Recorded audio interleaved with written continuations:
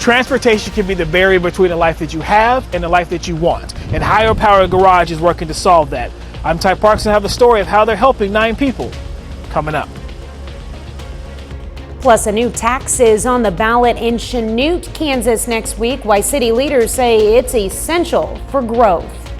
And the dynasty continues for Webb City Volleyball as the Cardinals secure their 5th straight district championship. The 4 states' most watched news starts now. 9 families in Joplin get keys to reliable transportation today in the largest car giveaway of its kind. This is KOAM News. I'm Tanya Bach. Higher Power Garage helps low-income families, single parents, and veterans overcome one of the biggest barriers to employment, getting to work. KOAM's Ty Park shows us how this program is changing lives.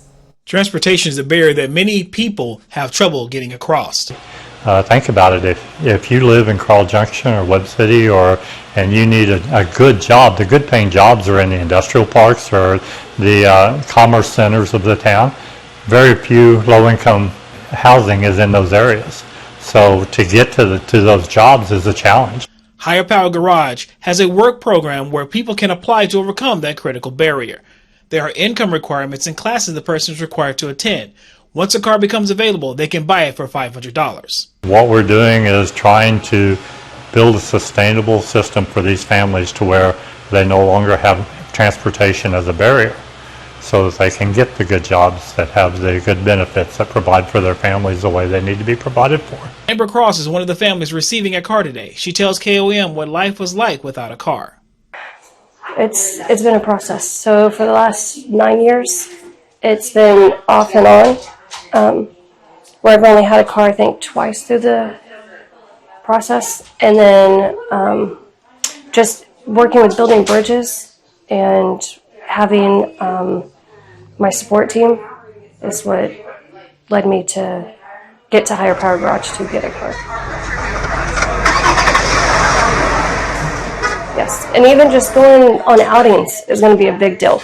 Instead of walking with the kids, it's going to be a big deal just going to a park or just going to walking trails. In Joplin, Ty Parks, KOAM News. Higher Power Garage says they require the cars to be purchased to give a sense of ownership to the new drivers. Well, Chief Meteorologist Doug Hetty joins us now with a first look at weather. Well, it definitely turned out to be a cold, windy day for us today. Our temperatures only into the upper 40s for afternoon highs. We had the drizzle all day long. And the winds, we still have those northerly winds kicking in there. They're coming down a little bit, which is good, but still it's going to be a breezy night for us tonight. We're going to clear out by morning, upper 30s to near 40 degrees to kick off your daytime hours on Thursday, and a little bit warmer. Not as windy. We get some sunshine. We go to about 58 during the afternoon. Now, we may have to deal with some frosty conditions as we go into Thursday night. We're going to drop back 35, 36, 37 degrees, but Halloween overall is looking pretty good. We get some clouds in here late in the day, but we jump into lower 60s for highs. We're going to look at your weekend forecast here in just a bit. All right, thanks, Doug. Well, a proposal on next week's ballot in Chanute, Kansas would add a small sales tax, and city leaders say it could play a big role in the community's growth. KOAM's Blake Goley explains the proposal. Chanute city leaders say the proposed 0.15% city sales tax could help the community's economy continue to grow. The measure would direct the funding toward local development efforts with a focus on bringing and keeping businesses in town. The purpose of the sales tax would be 100% to fund the Chanute Regional Development Authority. They would use that for the recruitment, retention of new and existing businesses, and also for their daily operations. The mayor says the proposal is separate from the quarter-cent sales tax voters renewed in 2023, which supports maintenance and infrastructure projects. He believes the new tax is vital to sustaining economic growth and attracting more opportunities to Chanute. I think it'd be very difficult for the city to fund economic development in our current state. So passing of this question and having that confidence within the city is absolutely vital for that continued growth and development. If approved, the new sales tax will take effect in April 2026 and last for 5 years. Reporting in Chanute, Blake Gully, KOAM News. Voters will decide the measure next Tuesday, November 4th. Well, Case New Holland is giving Pittsburgh State University's automotive technology program a major boost, donating equipment worth nearly $300,000. The midsize tractor is aimed at dairy and livestock operations using methane produced from the livestock as fuel. Representatives from CNH joined students and instructors to celebrate the donation. Some dealerships you have to be a super high technician in order to even touch this kind of stuff, and I'm just a student here, and then I get to touch the pretty advanced stuff. So it's super advantageous to get this ahead before your career path even starts. Pittsburgh State hopes to include this tractor along with other vehicles in a new heavy equipment facility, which the university is seeking to secure funding for. Well, coming up, trick or treat, but not for dogs. With Halloween getting closer, animal experts are warning dog owners about the potential dangers behind chocolate. I'm Chanley Painter with a look at how to keep your pets safe, coming up. And later, food stamp funding runs out as the government shutdown hits day 29. Why Saturday's SNAP payments likely will not happen. While dogs are considered man's best friend, a lot of human foods can be harmful to their health. And this Halloween season, veterinarians are warning dog owners about the potential hazards chocolate candies can pose. Fox News correspondent Chanley Painter reports. While the Halloween season is known for scares, veterinarians say pet owners want to keep the frights away from their furry friends. This as many are warning about the potential hazards that chocolate can pose for dogs, citing how it contains the substance theobromine. The substance in chocolate is actually a stimulant, and so it can affect the heart from the standpoint of a significant increase in heart rate. It can cause abnormal rhythms. They can get high blood pressure. According to Dr. Edward Cooper of The Ohio State University, chocolate is more toxic for dogs the darker it is. Milk chocolate has the least amount of the toxic substance that exists in chocolate for dogs. But Dr. Cooper says the amount of chocolate it takes to cause concern depends on the size of the dog and the type of chocolate it ate. Owners who fear for their pet's health should contact their vet. Because we have ways to relatively quickly calculate based on if it's known how much they got into and the size of the pet, whether or not we need to be concerned. Meanwhile, there are several signs owners should be on the lookout for if they think their dog ate some chocolate. Muscle twitching, straight up through seizures would be signs that owners could know. But the early signs are really that kind of pacing, agitated, not wanting to lay down.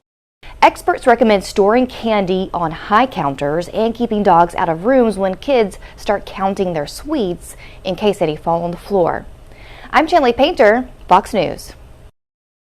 Well, at Freeman West Hospital in Joplin, even the smallest patients got into the Halloween spirit today. Babies in the neonatal intensive care unit dressed up in costumes from candy corn to popcorn, an itty-bitty ice cream cone, and even a Tootsie Roll. The staff also handed out candy and treats to parents, adding a sweet touch to the day. Well, Doug is next with a complete look at your forecast, and later, horror films conjure up more than $1 billion at the box office this year as scary becomes a year-round trend.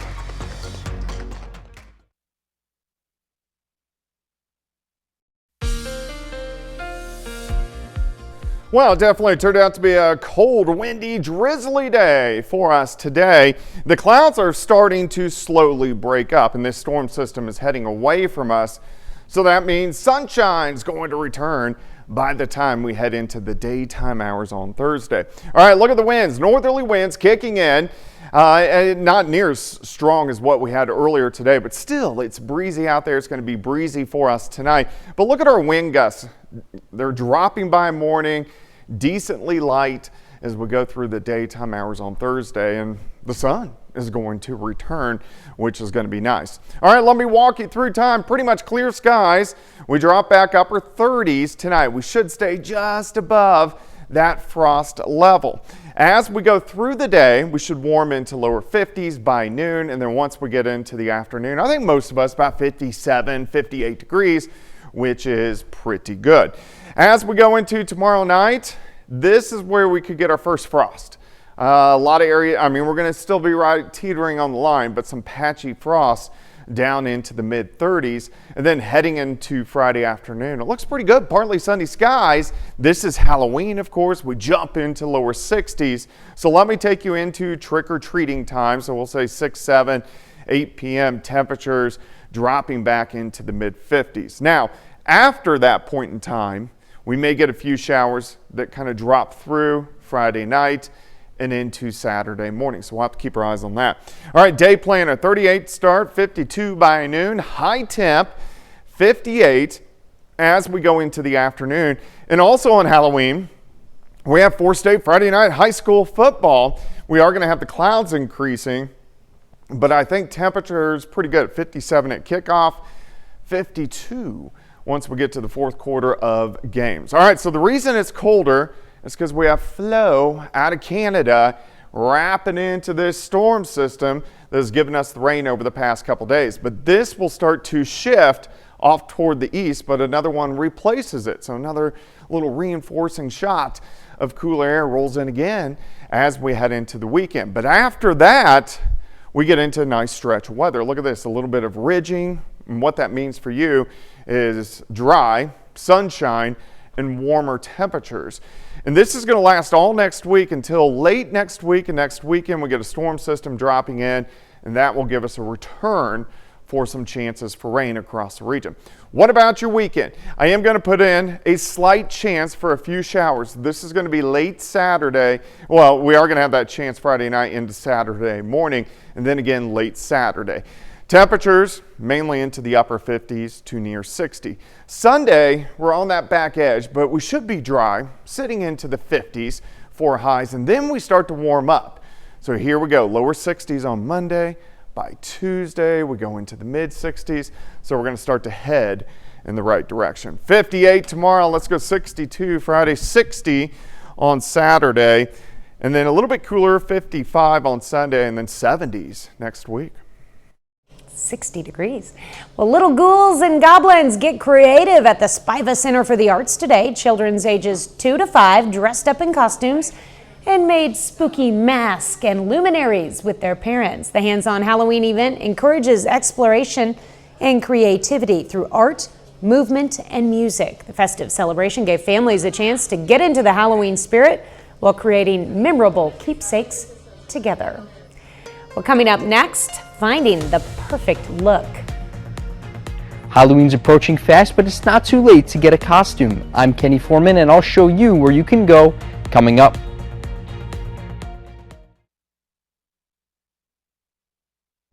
Halloween may be approaching fast, but there's still time to get a costume. KOAM's Kenny Foreman gives us an inside look at a one-stop shop for all your spooky needs. For the past 25 years, Spooky Jake's here in Pittsburgh has opened its doors to partygoers and trick-or-treaters of all ages looking for last-minute costumes and accessories for an affordable price. The last month has been the whole season, but it's been pretty steady.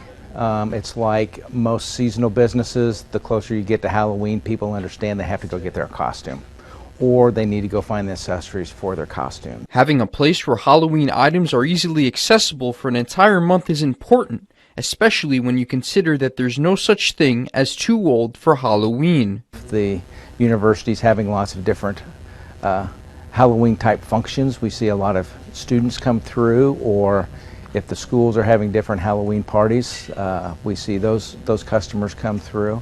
And then there's a lot of adult parties where adults are coming through to buy their wigs. And a supportive staff makes it even easier for people to find what they're looking for. The people that run the place are very friendly. They helped us out a lot with the door decals and with the cost and stuff. And honestly, everything's really cheap and the selection is just outstanding. Being that Halloween is a seasonal business, the store aims to make sure its customers remember the name year after year. Our goal is to be able to sell more and make more profit, but most importantly bring the selection to the customer so they know where they want to come next year when they start their shopping process for Halloween or items to help them celebrate Halloween. In Pittsburgh, Kenny Foreman, KOAM News.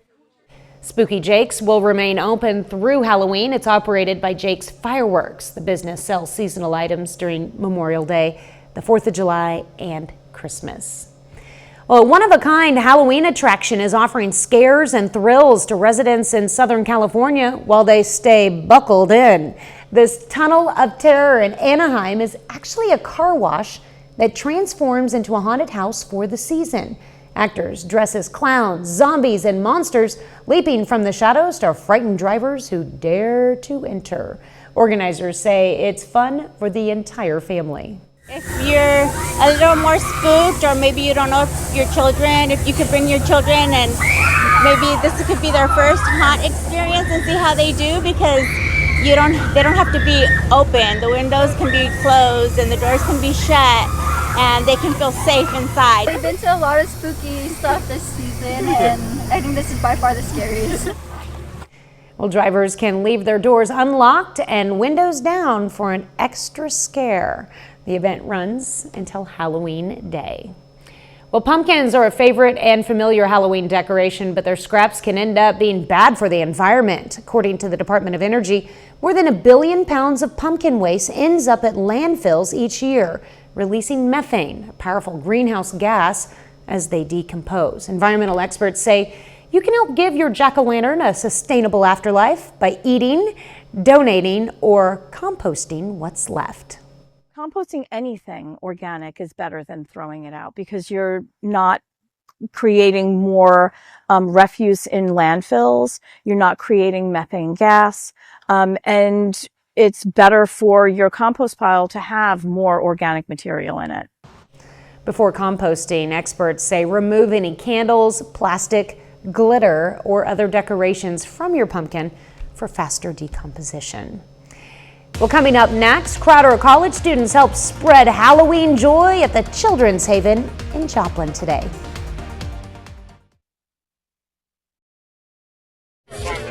Wizards, superheroes, and dinosaurs take over the parking lot of the Children's Haven in Joplin today for a trunk or treat event. Students from the Crowder College Surgical Technical Program hope to hand out treats to all those boys and ghouls. The Halloween celebration provided fun for the community and for the kids at the facility that provides safe care to area children while their families resolve crises.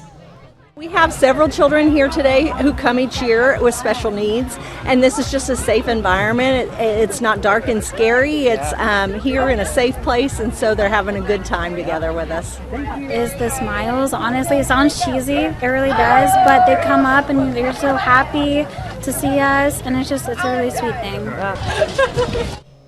Children's Haven has served the Joplin community since 2003, offering temporary shelter at no cost to families facing difficult times. 30 more minutes of news, weather, and sports coming your way. The government shutdown is about to get a whole lot worse if funding for food aid programs is allowed to run out.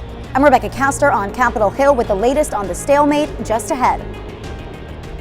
And the Senate votes to block President Trump's tariffs on Brazil in a rare bipartisan move. You're watching the 4 States Most Watched News. This is KOAM News at 9 on Fox 14. I'm Tanya Bach. The government shutdown is about to turn more dire this weekend when millions of Americans who rely on government food benefits will miss their payments. Fox News correspondent Rebecca Castor has the latest from Capitol Hill, where lawmakers don't seem any closer to a solution. We need 5 Democrat senators to pull their heads out of their ass and go work for the United States of America. The government shutdown is getting uglier while Democrats continue to hold out over renewing health care subsidies. We're staring down the barrel at 2 crises at once, a health care crisis and a hunger crisis, and both are caused by one man, Donald Trump. Funding for federal food programs like SNAP is about to run out, and more than 40 million Americans risk going hungry.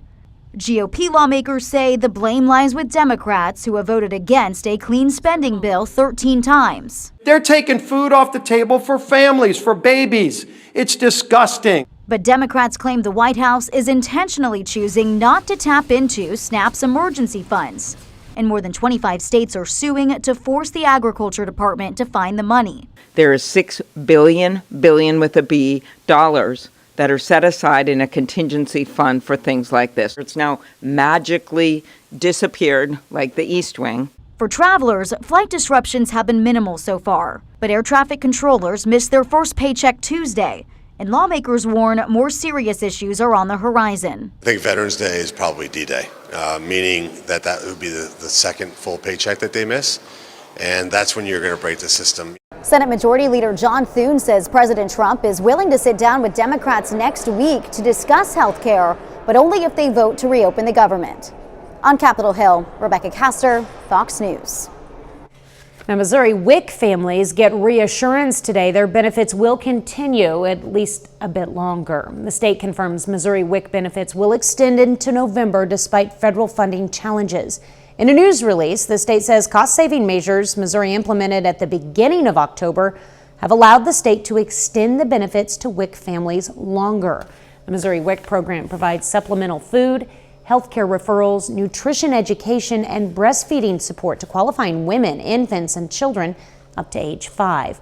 Fathers, grandparents, guardians, and foster parents may also apply for benefits for the children living in their household. According to the release, Missouri WIC families are encouraged to continue to attend appointments and redeem benefits using their WIC cards until further notice. Thousands of people in Southwest Missouri receive WIC benefits. The Missouri Department of Health and Senior Services says in 2024, WIC benefits went to 1,100 people in Vernon County, more than 500 in Barton County, over 5,000 people in Jasper County, and more than 2,300 in Newton County, and nearly 1,400 people in McDonald County.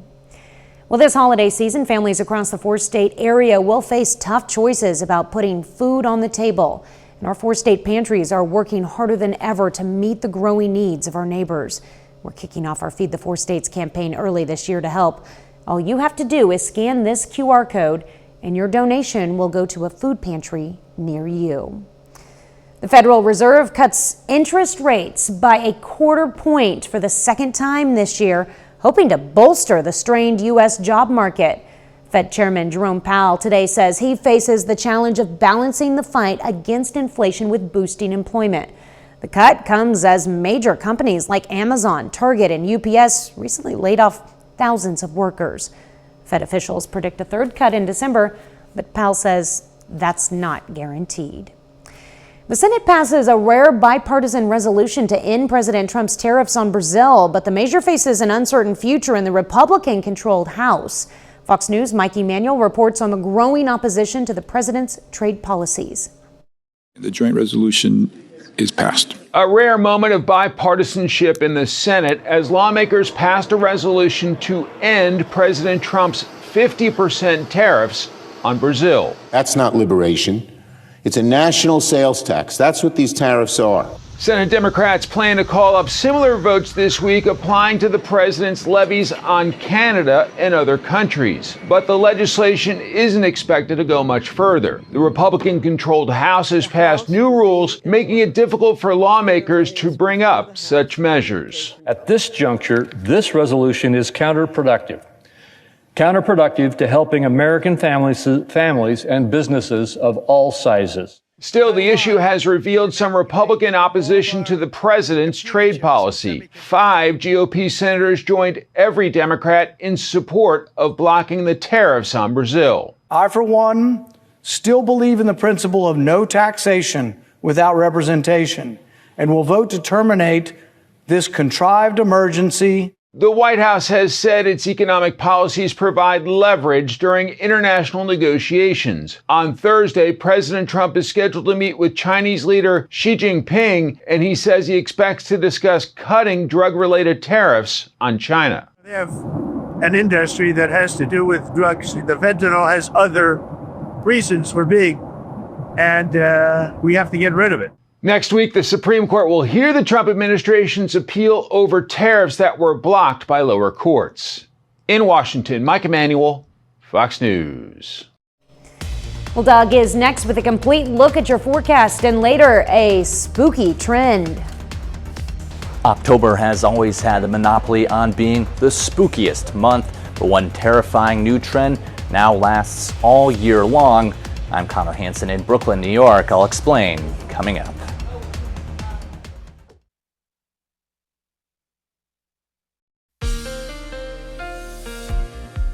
Well, it definitely turned out to be a cold, windy, drizzly day for us today. The clouds are starting to slowly break up, and this storm system is heading away from us. So that means sunshine's going to return by the time we head into the daytime hours on Thursday. All right, look at the winds. Northerly winds kicking in. Not near as strong as what we had earlier today, but still it's breezy out there. It's going to be breezy for us tonight. But look at our wind gusts.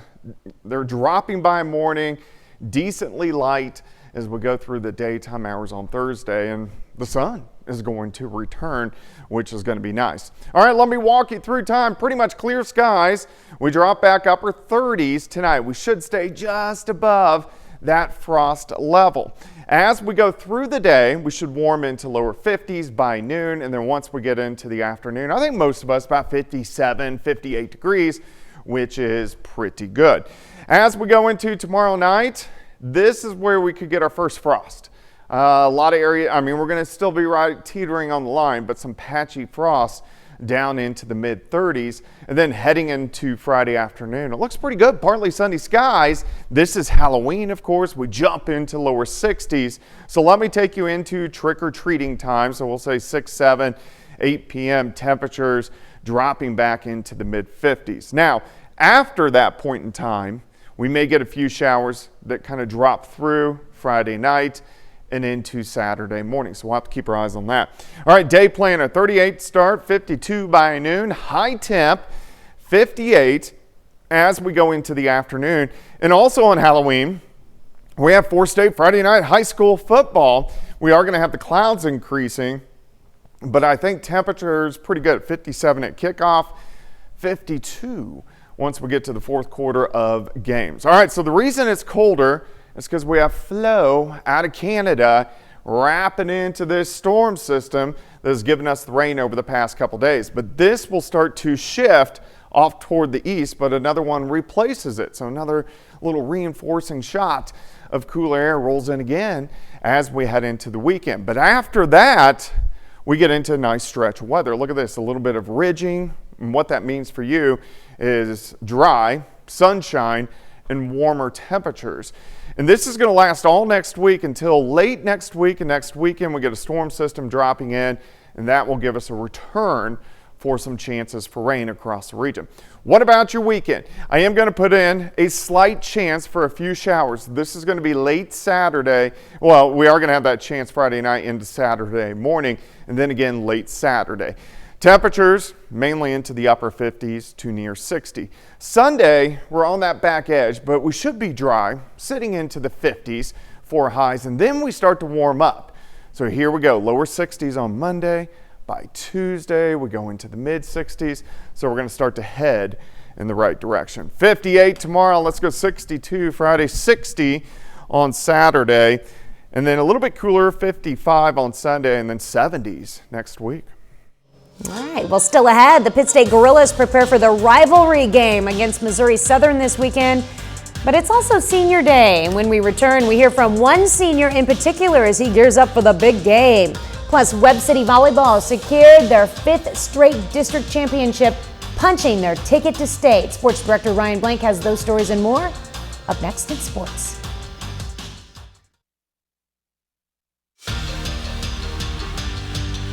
The dynasty continues for Webb City Volleyball as the Cardinals secured their 5th straight district championship on Tuesday to punch their ticket to state.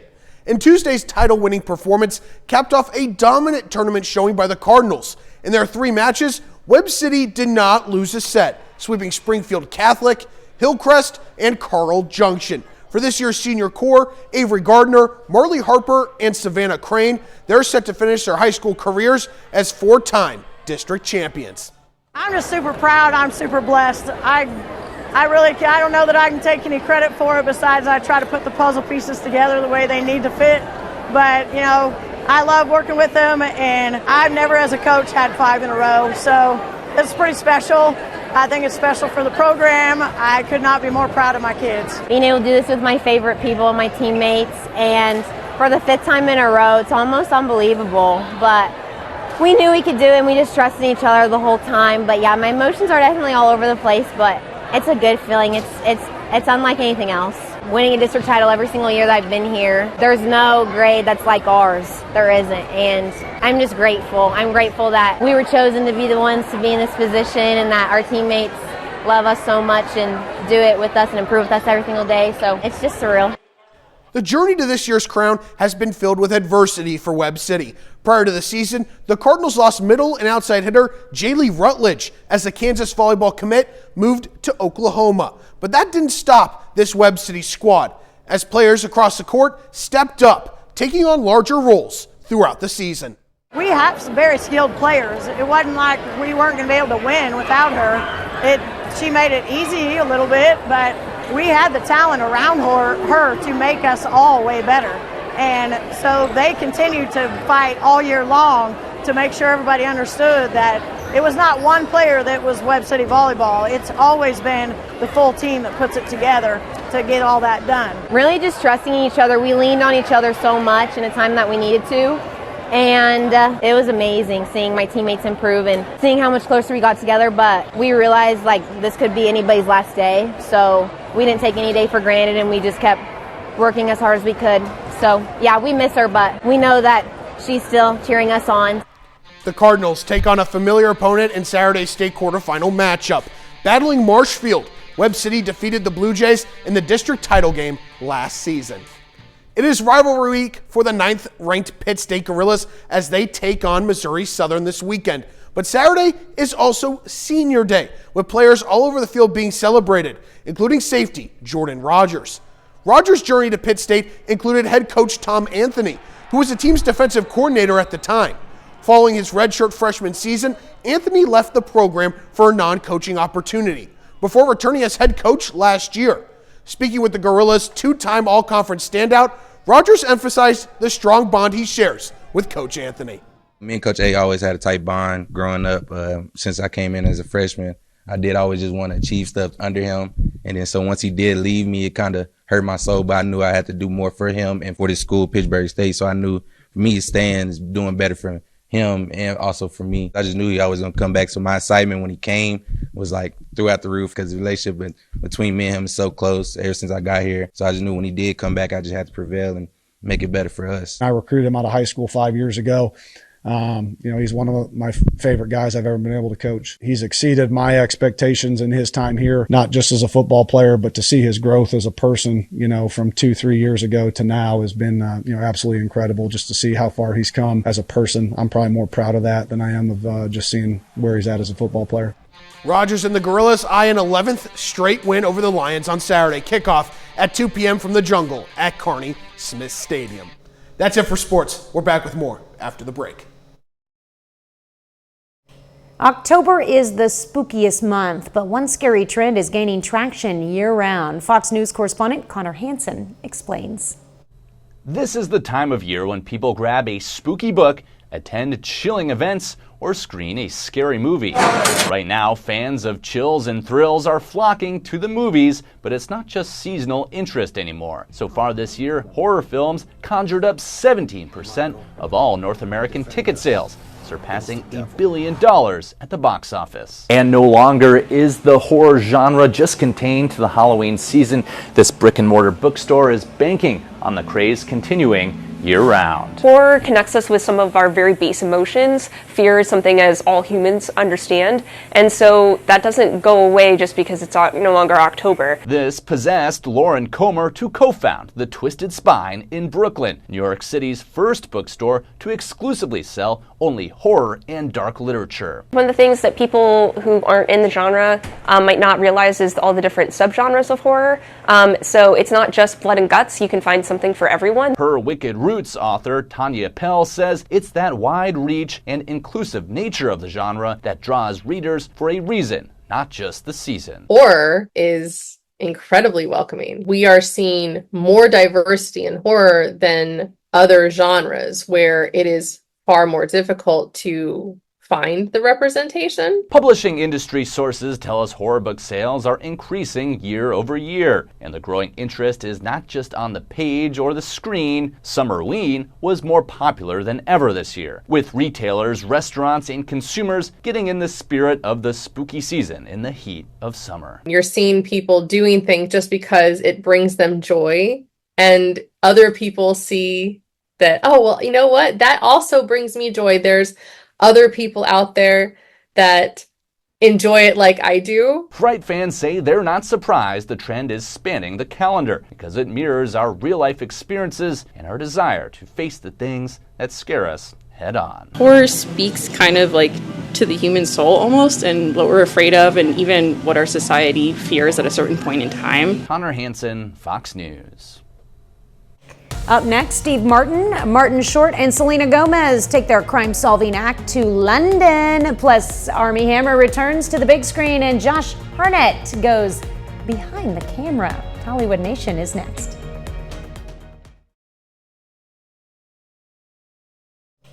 Armie Hammer makes a movie comeback, and a crime-solving trio get a renewal. Here's Fox's Ashley Dvorkin with all the latest in today's Hollywood Nation. We will commandeer that Army vehicle if you don't oblige us. Hammer steps back into the spotlight. Hartnett pulls double duty, and a popular crime-solving trio goes international in the Hollywood Nation. They say it's accidental? Steve Martin Short, and Selena Gomez are heading across the pond. Hulu renewed the Emmy-winning comedy Only Murders in the Building for a 6th season, with the crime-solving trio trading New York City for London to investigate a new case. The renewal was announced Tuesday, the same day as the show's season 5 finale.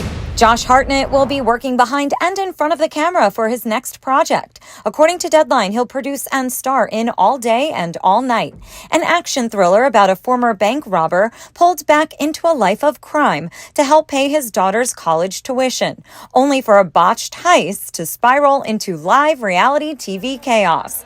Production is set to kick off in 2026. Help us out, we'd be beholden. Armie Hammer is back in the saddle in today's first looks. The trailer for Frontier Crucible features Hammer alongside William H. Macy and Thomas Jane in a Western survival thriller about a man forced to fight for his life after a deadly run-in with outlaws and an Apache scout. It marks Hammer's first film since leaving the business after misconduct allegations. The indie flick rides into theaters December 5th. In Hollywood, Ashley Dvorkin, Fox News. And that's our time for tonight. Thank you for joining us. We're going to leave you with video of lemurs checking out a skeleton display at the San Francisco Zoo. Have a great night and an even better tomorrow.